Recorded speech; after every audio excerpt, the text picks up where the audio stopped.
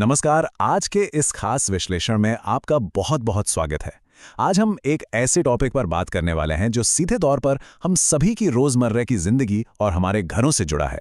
हमारे घर के खुशनुमा माहौल में मनोरंजन की क्या भूमिका होती है। स्रोत सामग्री, सद्भाव और मनोरंजन एक घरेलू बहस के आधार पर हम आधुनिक मनोरंजन के इस दोहरे पहलू को बिल्कुल निष्पक्ष होकर समझने वाले हैं। तो चलिए बिना किसी देरी के सीधे इस चर्चा में उतरते हैं। आपने ये मशहूर कहावत तो सुनी ही होगी कि घर परिवार का पहला विद्यालय होता है। और सच कहूं तो ये बात बिल्कुल 16 आने सच है। घर का जो माहौल होता है ना, वो किसी भी इंसान के मानसिक और भावनात्मक विकास पर बहुत गहरा असर डालता है। अगर घर का वातावरण शांत और खुशहाल है तो व्यक्ति का विकास भी बहुत पॉजिटिव होता है। और ठीक यहीं से ये अहम डिबेट शुरू होती है कि इस अच्छे माहौल को बनाने में आखिर हमारे घर के मनोरंजन की कितनी बड़ी भूमिका है। इस पूरे विषय को गहराई से समझने के लिए हम इसे 4 मुख्य हिस्सों में बांटकर देखेंगे। पहला, घर का माहौल और तनाव। दूसरा, मनोरंजन के क्या-क्या पॉजिटिव प्रभाव हैं। तीसरा, इसके बहुत ज़्यादा इस्तेमाल के क्या नुकसान हो सकते हैं। और आखिर में बात करेंगे एक सही बैलेंस कैसे बनाया जाए। तो चलिए पहले भाग से शुरू करते हैं, घर का माहौल और तनाव, या कह लें हमारा आधुनिक संघर्ष। देखिए, आज की इस भाग-दौड़ भरी जिंदगी में हर कोई किसी न किसी तरह के स्ट्रेस से गुजर रहा है ना?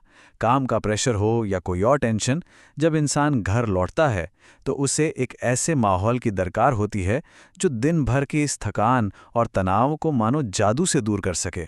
अब यहाँ ये समझना बहुत जरूरी है कि जब हम घरेलू मनोरंजन कहते हैं तो उसका मतलब क्या है। हमारी स्रोत सामग्री के हिसाब से इसमें वो सभी आम चीजें शामिल हैं जो हम घर पर करते हैं, जैसे टीवी देखना, वीडियो गेम खेलना, गाने सुनना या फिर बस परिवार के साथ बैठकर ढेर सारी बातें करना। ये वो छोटे छोटे लेकिन जरूरी तरीके हैं जिनसे हम खुद को रिफ्रेश करते हैं। भाग 2, मनोरंजन के सकारात्मक प्रभाव, रिश्तों और रचनात्मकता को कैसे बढ़ावा मिलता है। इस बहस के समर्थन वाले पक्ष का साफ मानना है कि ये गतिविधियां एक जबरदस्त स्ट्रेस बस्टर का काम करती हैं। सही मनोरंजन घर में एक बहुत ही खुशी और उत्साह का माहौल लेकर आता है, जिसकी आज के टाइम में हर किसी को बहुत जरूरत है। इस टेबल पर जरा गौर कीजिए। मनोरंजन का फायदा घर के हर इंसान को अलग अलग तरीके से मिलता है। बड़ों की बात करें तो ये उन्हें दिन भर के स्ट्रेस को भुलाने में मदद करता है। बच्चों के लिए ये उनकी क्रिएटिविटी और दिमागी विकास को काफी तेजी से बढ़ाता है। और जब पूरा परिवार एक साथ शामिल होता है तो जाहिर सी बात है, आपसी रिश्ते मजबूत होते हैं और पूरे घर में एक कमाल की पॉजिटिव एनर्जी भर जाती है। इसके समर्थन में एक और बहुत ही स्ट्रॉन्ग पॉइंट दिया गया है कि सामूहिक गतिविधियां आपसी प्यार और समझ को बढ़ाती हैं। सोचिए, जब पूरा परिवार एक साथ बैठकर कोई फिल्म देखता है या कोई खेल खेलता है तो वो सिर्फ अपना टाइम पास नहीं कर रहे होते, वो असल में एक दूसरे के साथ एक गहरा बॉन्ड बना रहे होते हैं। एक खुशनुमा घरेलू माहौल के लिए ये साथ बिताना बहुत जरूरी माना गया है। अब इस स्लाइड को देखिए। यहाँ हम इस पूरी डिबेट के दोनों पहलुओं को आमने सामने देख रहे हैं। बाईं तरफ हमारे पास समर्थन करने वालों का तर्क है, यानी स्ट्रेस से राहत और रिश्तों की बॉन्डिंग। लेकिन वहीं दाईं तरफ विरोध करने वालों का पॉइंट है, यानी अकेलापन और आलस। तो सिक्के का एक दूसरा पहलू भी है जो अक्सर अत्यधिक इस्तेमाल की वजह से सामने आता है। चलिए इस दूसरे नजरिया को भी बिल्कुल निष्पक्ष होकर समझते हैं। भाग 3, अत्यधिक उपयोग के नुकसान, या कह लीजिए जरूरत से ज्यादा इस्तेमाल के जोखिम। विरोधी पक्ष की दलील ये है कि मनोरंजन अपने आप में कोई बुरी चीज नहीं है, लेकिन आज के समय में बिना किसी लिमिट के इसका जिस तरह से इस्तेमाल हो रहा है वो असल में बहुत नुकसानदायक होता जा रहा है। अगर हम इन नुकसानों की थोड़ी डिटेल में जाएं तो साफ पता चलता है कि टीवी, मोबाइल और इंटरनेट के बहुत ज़्यादा इस्तेमाल से परिवार के लोगों के बीच आमने सामने की बातचीत काफ़ी कम हो गई है। लोग आलसी और असामाजिक हो रहे हैं। बच्चों का ध्यान पढ़ाई से हटकर सिर्फ स्क्रीन्स में अटका रहता है।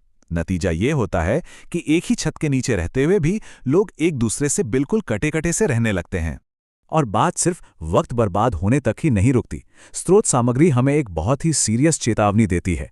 हर तरह का मनोरंजन पॉजिटिव नहीं होता। बच्चों और युवाओं पर कुछ खास तरह के शोज या गेम्स का बहुत ही बुरा असर पड़ सकता है।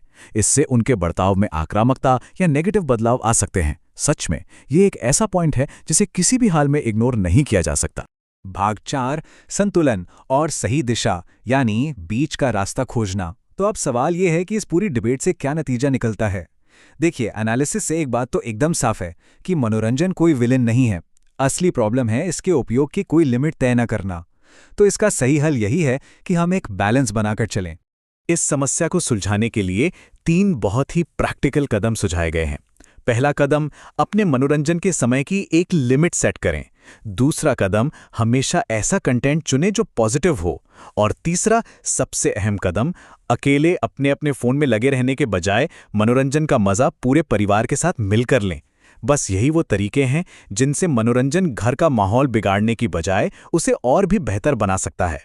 इस पूरे स्रोत का जो सबसे बड़ा निचोड़ है वो इस एक लाइन में बहुत ही खूबसूरती से समेटा गया है। सही और संतुलित उपयोग ही लाभकारी होता है। कहने का सीधा सा मतलब है कि एक पॉजिटिव माहौल अपने आप नहीं बनता। इसके लिए घर के हर इंसान को सचेत होकर कोशिश करनी पड़ती है। ये हम सभी की सामूहिक जिम्मेदारी है कि हम क्या देख रहे हैं और उसमें कितना वक्त दे रहे हैं, इस बात का ध्यान रखें। तभी घर में असली सुकून आ सकता है। तो आखिर में इस पूरी चर्चा के आधार पर मैं आपको एक बहुत ही गहरे और विचारणीय सवाल के साथ छोड़ना चाहता हूं। क्या हमारे घरों में मनोरंजन हमें आपस में जोड़ रहा है या फिर हमें एक दूसरे से तोड़ रहा है? अब वक्त आ गया है कि हम अपनी डिजिटल आदतों और परिवार के माहौल पर थोड़ा रुक कर गहराई से सोचें। मुझे उम्मीद है कि इस एक्सप्लेनर ने आपको इस विषय को एक बिल्कुल नए नजरिया से देखने में मदद की होगी। हमारे साथ इस विश्लेषण में जुड़ने के लिए आपका बहुत बहुत धन्यवाद।